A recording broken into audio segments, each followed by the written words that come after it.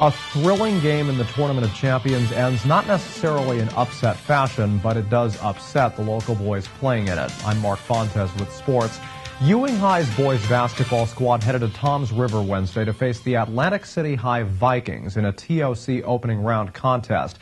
Head coach Shelley Dearden and company looked like they were going to get blown out in the first half, yet the Blue Devils fought back to tie it at halftime. In the second half, it was a seesaw battle, and it came down to one desperation shot late in the game.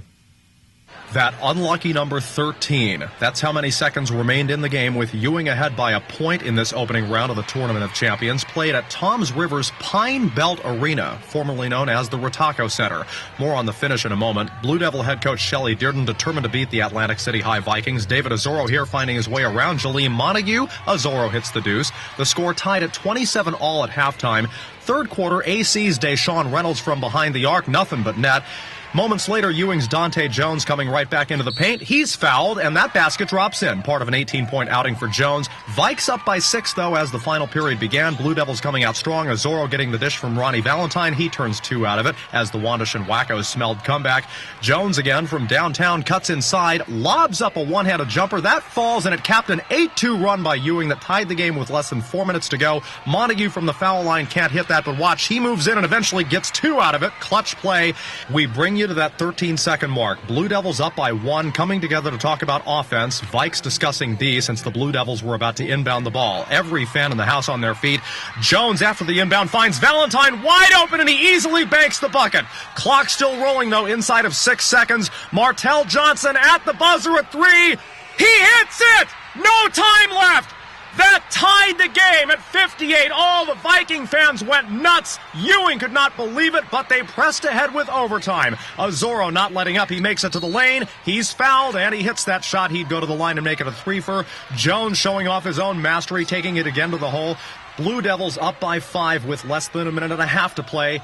But AC attempting another miracle 3-point shot, and they get it. This was the beginning of a great scoring stretch for them. After some fouls and free throws, they completed an 8-0 run following a somewhat sloppy offensive series with under 30 to go. The clock stopped with 4.7. All Ewing needed, though, a 3-point shot to force double overtime. Jones inbounding it to Isaiah York. He's triple teamed. He gives it back. Jones trying to make something happen, but it just wasn't meant to be as Ewing High's excellent season ends in heartbreaking fashion. I thought we played with a lot of heart out there, and we played with we put everything out on the court, and we tried the best we could, and the kids really hustled out there and did the best that they could today. You know, the ball handling wasn't the best, and they tried to get open. What do you think, really, if you dissect that last 30 seconds, what do you think you take from it? I just think we didn't come off maybe the screens a little bit hard, or we didn't set good screens, or they switched on the screens and we were trying to get ourselves open. We just couldn't get ourselves open, and they played good defense at the end. We came out here and we played hard this season. We just made a good run, so you can't get mad about the way we played and what we did this season. I just wish we could have won this game and kept them going. And these highlights from the opening round of the NJSIAA Tournament of Champions brought to you by the Hamilton Township Education Association, members working to ensure your child's future success. And finally, Team of the Day is brought to you by Prior NAMI Business Systems. Whether it's building servers, designing your website, or creating custom systems, Prior NAMI is changing the way small business does business.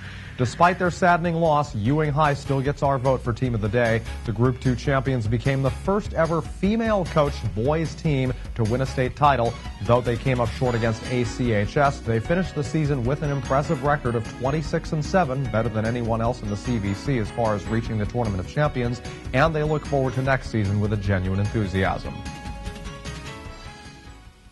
Well, that's all for sports on this Thursday. Up next, one town here in Mercer County is giving its residents the option of voting for or against a property tax hike. It's not Hamilton, but what residents in this town might not realize is that the alternative to the tax increase may end up costing them more in the long run. Don't miss tonight's Mercer County Close-Up.